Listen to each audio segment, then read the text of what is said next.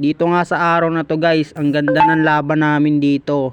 Tapos may nagsabi nga sa akin dito ng follower ko na masyado ko daw kaboses si Kapitan Jer. Sabi ko hindi naman, medyo lang kinikengkoy ko lang yung boses ko guys. Baka malito na kayo. Si Kapitan Jer guys, idol ko yun. Kaya sa araw na to, pagbibigyan natin sa idol. Tingnan natin. Hindi ko dapat to aanuin, kaso notice na rin ako, content na rin to. Pero ang ganda ng laban namin dito guys, panoorin nyo na lang, mag-i-enjoy kayo. Kaya kung hindi nyo pa ako kilala guys, normies lang tayo, low points, nagpapilot hanggang epic to legend. Di joke lang. Tara na, bakbakan na. Dito nga sa araw na to, gusto ko sanang bilhin yung Tirisla. At napagamit na nga ako ng Petrify. Sobrang kunat niya. 1 hit na nga lang siya niyan. At gusto ko sanang pasukin. Kaso maasim na. At pinasok ko na nga. Sabay na pa-flicker siya pabalik. Tapos papasukin ko na siya. Yun pala wala ng minions. At ako pa ang mabibigyan. Tapos sabi na nga yung mage namin dito na wag daw mag-flash. Igugoban nila dito, yun pala back lang. Napasabi na item muna at huwag muna mag-flash at naparetry na daw yung kalaban. Igugoban namin yung turtle. Pinuna ko yung core nila at para hindi makaretry at maaagaw pa namin. At konti na nga lang yung life ko dito, kala ko mamamatay na ako. At 1 hit na lang tayo dito at nag-heal ako dyan at buti nabuhay pa tayo. Nakita kong maasim yung core nila, kaya naman napadragon ako dito at hahabulin namin yung tamos nila at sana mabibigyan.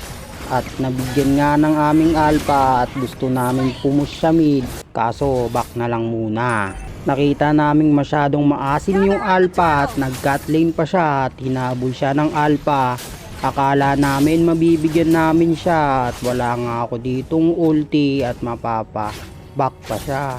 Kaso pinasok ko siya dito sa tower nila at sinundan ng alpha at nag-retry pa siya at mabibigyan niya pa. Magandang good trade yun kahit nakuha nila yung turtle, pero gusto ko nga ditong bumasag sa top at kinlear cut ko na agad para mapush namin yung taas.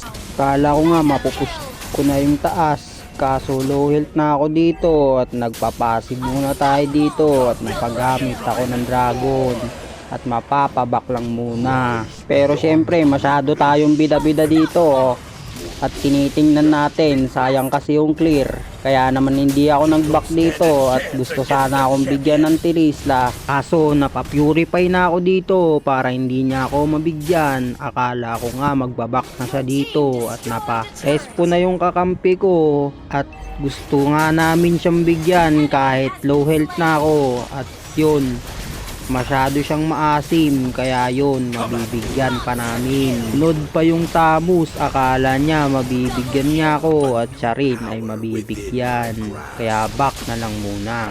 Gusto nga sana makipag-swap dito sa gold lane, kaso nakita namin yung Aurora na masyadong malalim at hindi ko nga ginaw dito yung Aurora, kaya hinabol ko yung MM nila at masyado akong naglag dito at mabibigyan pa namin. Pagkatapos nga namin mabigyan, napapflicker dito yung Atlas sa wala at isa lang ang nakuha. Habulin ko pa yung Estes, kaso sumarang yung Tamus at pinronta na ng tank at mabibigyan namin siya. Hinabol pa nga niya yung Estes. Akala namin may heal pa at may follow up ng kalaban at mabibigyan din siya. Dito nga nakita ng mga kasama ko yung Tamus nila nasa top, kaya binoburst nila yung Lord at binabay time ko nga dito at gusto ko pa sanang habulin. Nag-clear na lamang ako ng lane at makukuha pa namin yung Lord. Pagkakuha nga ng Lord, gusto pa nga sanang mag-flash, kaso back na lang muna at sinabi ko dito na mag-wait lang sila ng Lord at nagantay ako sa red nila at nakita ko dun yung Tamus. Gusto ko sanang petrihan, kaso may Lord pala kami. Red na lang sana kukunin namin, kaso napaklash kami dito at na-low na nga rin ako dito at binalikan ko yung Tamus, kaso naisipan kong masyadong malalim, kaya yun, napaback na lang ako muna. May Lord kaming kasama, pinasok ng Alpha at mabibigyan sila dito kasi masyado silang maasim. Sunod nga rin dito yung MM kaya mabibigyan din siya. Pag mga ganong pagkakataon mga Lodi, pag may Lord kayo, wag mo masyadong asimin kasi lalo na pag may Estes.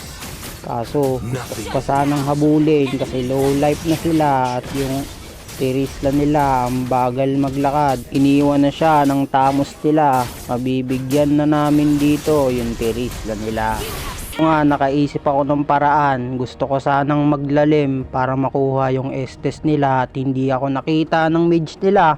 Kaya yung Estes nila lumitaw. Kaya yun, nagpetrify tayo at mapapa-ulti na rin siya. Nagamit niya na yung ulti niya dito.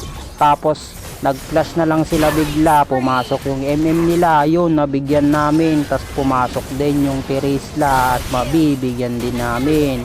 At yung tamos nila dito at nag-asim na rin kaya naka triple kill pa tayo. Gusto ko po sanang mag-maniac kaso ayaw magbigay ng Estes kaya yun hindi natin inasim. At gusto ko na nga lang dito tapusin yung game na to kasi napapagod na ako nyan. Kasi ang hirap pala mag voice over ni Kapitan Jer. Hindi, joke lang. Idol natin yan si Kapitan Jer guys. Idol ko yan. Kaya napagaya lang tayo ng boss. Yan yung idol. Ayun, nagka-clash nga kami dito. Gusto namin kunin yung Lord. Binoburst na ng kakampi ko. Yung Aurora na pa ganon. At akala niya may stun niya ako. Nag-clash sila dito. Napa-Estes yung Estes. Ayun, nakala ko mabibigyan ako dito at napastan ko sila dito at na-wipe up pa namin.